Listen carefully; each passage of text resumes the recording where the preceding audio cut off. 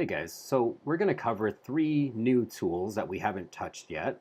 And some of you have probably been waiting for something like this since the course started, and others of you are, I'm sure, are familiar with some of these tools. But we're going to go over the Spot Healing Brush tool, the Healing Brush tool, and the Clone Stamp tool. Okay, now these three tools are often used, right, interchangeably. They kind of do similar things. The healing brush tool and the clone stamp tool work very similarly, but there are differences. And again, some of you might already be familiar with the spot healing brush tool if you've done anything with portraits or any type of retouching. But just to kind of introduce you to these tools, let's go ahead and get on our healing brush tool. So we've done a lot of taking things out of images and putting them into other images, and we've most recently been doing that with layer masks. But now we're going to look at how we actually remove things from photos and make it look seamless still. Now there's a lot of different ways you can do this, and there are more effective ways than others. In fact, there's some ways that I will go into later on, but I want you to get some practice with some of these tools. But with Photoshop CC 2019, it's as far as removing things, if it's not too difficult, you can just use like a content aware move tool or something. But we'll get into that. But for right now, I want you to get onto your healing brush tool, and these images are here. You can work alongside with me. We'll do a couple of these together, but then I have four of these images that you'll have to submit for your weekly exercises. So we'll go through two of them together, and you'll do those, and then you'll have two more to do on your own that are a little bit more challenging.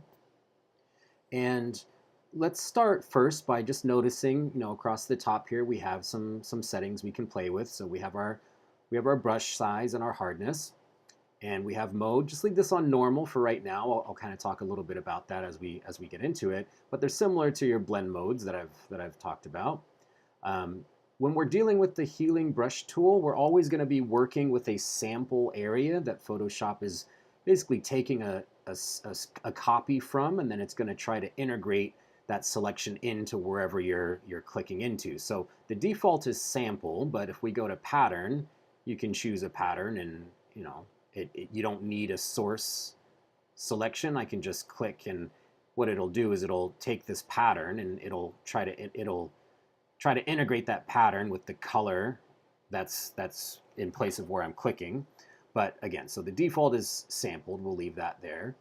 Aligned, we generally want this on. Turning this on or off, what this does is if I have it on, and when I make a selection area, I have to hold Option or Alt. Right? You see how it changes to those crosshairs?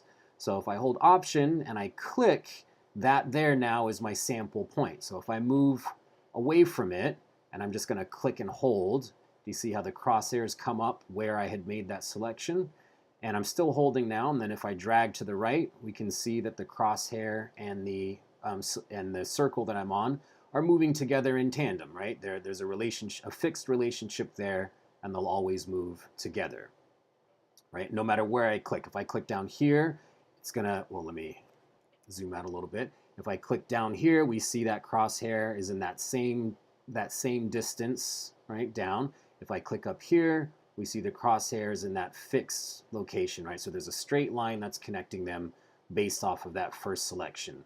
If I uncheck aligned, and let's say I'm going to hold Option, and I'm going to click right here in this orange archway here. If I click here, and then now I move off, right? If I click here, we see that, it's picking that location there, right? That relationship there. But now if I let go, and if I move over here and click, it picks that same location.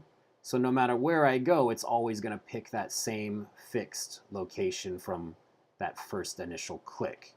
So like I said, usually you want this on, right? And sample current layer. If we had multiple layers, we could be sampling from below as well. But for right now, we'll just keep that on current layer.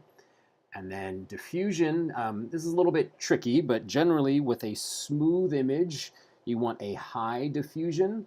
And with kind of a grittier image with more texture, you'd want a lower diffusion. This is Photoshop basically just figuring out how much you want the pixels to disperse and integrate, but we will keep this kind of in the middle for right now. And generally a good practice, so let me undo here. Okay. generally a good practice when you're doing kind of healing or spot healing, or when you're removing something and you want to make sure that things are looking seamless, we want to create a new layer, and we'll do all of our touching up here on that layer so that we can turn it on and off and make sure that things are looking good. Just make sure that once you do this, when you go up to sample, if we do sample current layer, there's nothing on this layer. So what we want is current and below. So it's going to select what's underneath. Okay. So let's make sure we're on our healing brush tool. And what I want to do is, we have this nice sunset image here, but we don't like this guy here. We want to take him out. He's messing up our nice shot. So I'm going to zoom in a little bit, and I want you to, so pay attention right now. The mode is on normal, right? So what we're going to do is I'm going to kind of pick this area next to him, and I'm going to hold Option so I turn into the crosshairs, and I'm going to click once, so that is sampling this area here. Now as I move over him, depending on what your brush is set at, the hardness and the size, for something like this with kind of a plain filled pink background, the hardness isn't really too important. That could be high because it's not really, we don't really need kind of a soft edge, but generally you would be doing this with kind of a softer hardness, right? So it kind of integrates a bit better. But here's fine. We can just, I don't know, 60% is probably fine for what we're doing. And so notice it's on normal. And so I'm going to hold, so Option, I'm going to click. That's my sample area. And then I'm going to move right over him. And now I'm going to click, and I'm going to just kind of drag down. So notice what it's doing here.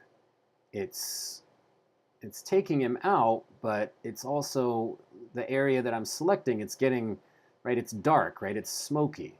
Well, that's because the normal function of the healing brush tool is what it does is it takes the texture, right, of where I'm selecting, and then wherever I'm moving to, and once I click, it's taking the texture and then it's taking the color of what's there, and it's trying to integrate the two, right? It's trying to blend them together, and it's trying to make for a seamless integration there. So in this case, that's not what we want. We want to put this on replace. So what that's going to do is it's going to, so if I click here and then I move over him, right? This basically becomes, those of you that are more familiar with the clone stamp tool, this basically kind of turns it into a clone stamp tool. Now there's still a little bit of a difference between the two, but this essentially is just taking the selection and it's going to just replace it on top, right? So we can see. And you kind of develop your own workflow.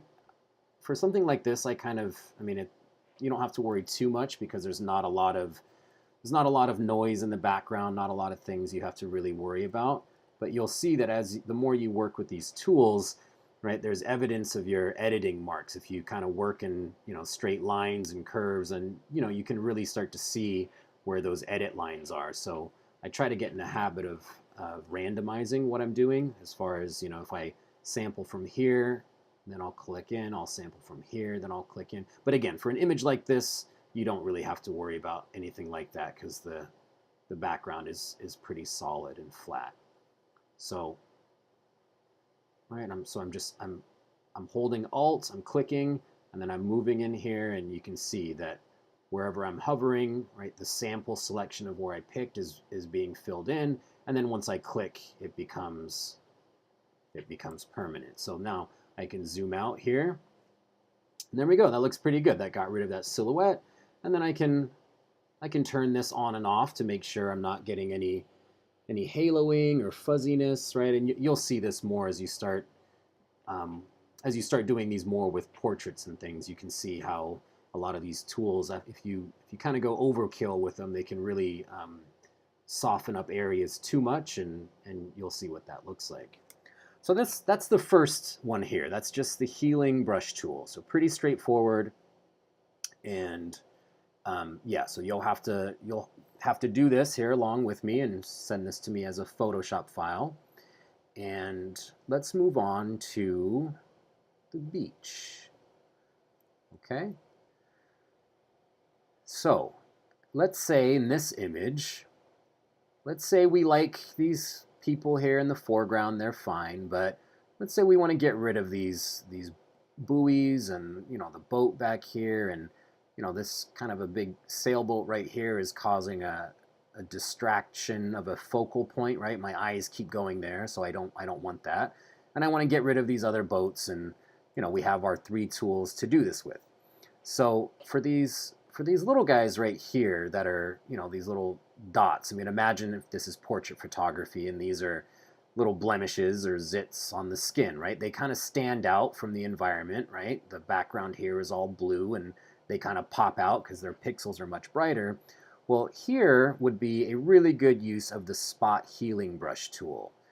Now what this does, you don't have as much control, and this is kind of a quicker way to work, but for things like this, it's really great. And you have different modes as well here too, but for now we'll just keep this on normal. And then these 3 things are the things that you kind of have to be aware of. Usually you keep it on content aware, and what that's doing is it's kind of looking at the surrounding area, and it's going to pull from what it thinks is continuing on into where you're selecting. Create texture. I generally don't use that one too much, but you'll see that if you start messing with that, it will create texture inside of your selections. Here it's not really going to stand out so much because it gets a bit pixelated here, and we can see that the water itself is already quite textured. And then proximity match is it's looking at exactly what's around the selection. So it's very similar to content aware, but it's just in a much more kind of a narrow area. So just right around the pixels right around wherever I click are the ones that are going to be sampled there. And then so sample all layers if we have multiple layers. And then the same thing for diffusion, right? So if it's gritty and grainy, we would generally want to lower diffusion. And here, since, you know, it's a little bit textured and grainier, we could maybe set that down to 2 or 3. And so here I would put it on content aware. And you usually you don't want your selection too much bigger than whatever you're picking, but I would say a radius like that. And if you just click right on top of it, it should just disappear. Right? Same for these other ones here. Gets rid of that. Gets rid of that. Oh, and I didn't practice what I preach here. So what didn't I do? I didn't create a new layer. Okay? And again, once we do the edits here, I can turn the layer on and off, and that will help me see if I did a good job making this as seamless as possible. So let's go ahead and let's redo these here. Okay. I love how this tool works. It's just so nice. Okay, so I zoomed out, right? So that took care of those guys. And again, here I can turn this on or off to see, and that looks pretty good. Okay, now you might be able to get away with it here if we picked a large enough, right? A large enough radius. Let's just click and see. Okay, so that looks, I mean, it worked for that too. That's probably about as big as you would go. I don't know if I would recommend using the spot healing brush for something that large. So I might use my healing brush tool instead if we want to try to match some of that texture. That looks pretty good. Not bad. Okay, so that's the healing brush tool and the spot healing brush tool. Those work pretty nicely. But for something like this boat right here, let's say if I'm on the healing brush tool and I zoom in and I want to, so if I'm on normal, okay, so normal, aligned, current and below. If I use the healing brush tool, same kind of what happened with that guy is if I sample right here and I click and then I hover over and I try to keep that horizon line even and lined up. If I click here on the healing brush tool on normal, my guess is I'm going to get a little bit of orange and red here. Oh, well, okay, there we go. So we see, right? It it kind of made that a little bit smoky because it blended the red and that violet that's underneath. In this case here, I would move to the clone stamp tool, and what this is doing is it's going to take exactly what I select, all of those pixels, and it's just going to do a straight copy right in here. And again, so I have my, I can adjust my hardness, right? So for things like edges where you need clean lines, or if you were perhaps creating something and you wanted things to be copied exactly, that's where you would use the clone stamp tool. The healing brush tool is going to try to integrate the two a bit more, and it's going to soften and blend edges. So it may not be the best tool to use here. But once I kind of made that horizon line, I could still use the clone stamp tool here. So if I clicked right here, if I sample here and I do a little click, and then I move over the boat here, right? You could, again, the clone stamp tool and the healing brush tool work very close to each other. And again, I'm somewhat randomizing my movements, so I don't get edit lines and streaks where you can tell where I've been kind of editing. And then I'll come back to the healing brush tool, and since I'm working on a pretty flat background here, that's sky blue, I can click and sample next to the sail, and I can edit out that boat. Okay. So then the other tool, the other two boats here, right? We could use any, the spot healing brush tool may not be the best for those because they're a little bit large, but I'll go back to the clone stamp tool and maybe make my radius a little smaller, but I'm going to just hold, again, I'm going to hold Option and I'm going to click. That sampled that area, and I'll move over the boat here. And again, I'm on aligned, so it's keeping that ratio consistent, right? It's keeping my selection in at the same distance. I'm going to move here, I'm going to hold Option and click, let go of Option, and then I'm going to move over here and do a few clicks. And then I'm going to sample on this side, again, just trying to randomize a little bit. And then I'll fill this. Okay, and then way back here, there's a little something that maybe, again, so I'll use the clone stamp tool and I'll select here, trying to keep that horizon line flush, right? So that looks pretty good, right? We got rid of those items there. There's a couple more over here we can get rid of, and I'll stay on my clone stamp tool. Again, I'm holding Option to sample right next to this, and I'm coming in with a couple clicks here, and then I'm going to hold Option on the other side, a couple clicks here. Again, just kind of out of habit, I do that to break up those editing lines. Now there's another one over there, and I think there's something else over here we could clean up. But that's the gist of those three tools. So let's finish this one as well and send this to me as a Photoshop file. And then you have two more to do, and I have written instructions here for you, but in these two images here, so in this image here, I'd like you to, as best you can with the three tools and how you see fit, I'd like you to remove the tickets and the arrow.